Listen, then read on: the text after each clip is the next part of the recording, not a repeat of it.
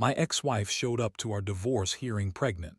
She thought it would secure her a payout until the judge asked one question. We were 3 signatures away from freedom when she walked into the courtroom, hand on her stomach like it was armor. She looked smug, like the sight of her bump would undo everything, make me cave, make the judge rule in her favor. But the judge only asked one question, and when was your last marital relation? Before the betrayal, there was a strange sort of peace. Routine, normalcy. My daughter, Sophie, had just turned 17. We'd celebrated with a small backyard dinner. Her favorite spaghetti, fairy lights strung along the fence, old music on low. Even Lisa, my wife at the time, now ex-wife, had helped decorate the cake. She smiled for pictures, toasted to family. I should have noticed then how tightly she was holding Sophie's hand. Sophie had saved for 2 years.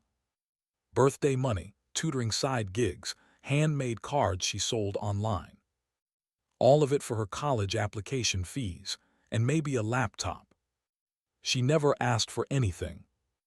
One morning, she came into the kitchen looking pale.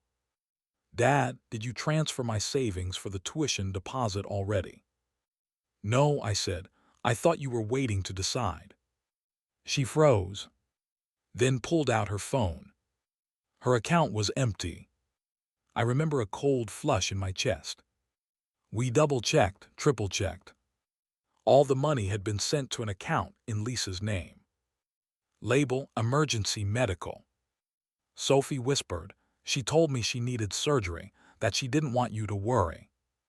I felt like the floor vanished. That night, I confronted Lisa. No yelling, just a quiet living room and the whir of the dishwasher. "You told Sophie you needed surgery." She barely flinched. "I needed help, you wouldn't understand." "So you lied to a teenager." "She loves me," she offered. "She's 17, that money was her future." Lisa shrugged. "She's young, she'll make more." That was when I knew we were done. The divorce wasn't messy at first. We agreed on terms. No spousal support. She kept her car, I kept the house. Sophie decided to stay with me. She didn't speak to Lisa after that. Not out of hate. Out of grief. The hearing was just paperwork. Until she showed up with the bump. 6 months along, maybe more. Wearing soft pink hair curled. She smiled at me like she still had a place at my table. "Your Honor," her lawyer began, "my client is now expecting a child. We believe this changes the financial arrangement." The judge leaned forward. "When was your last marital relation with the petitioner?" I answered calm and certain. "Over a year ago." The courtroom went quiet. Lisa blinked. The judge nodded. "Then this pregnancy is not relevant to today's hearing." Later, I learned who the father was. My former coworker, divorced twice, mid-40s, still living with his mother. Lisa tried to spin it online.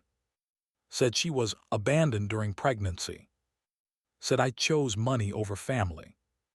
I never clapped back. I didn't need to.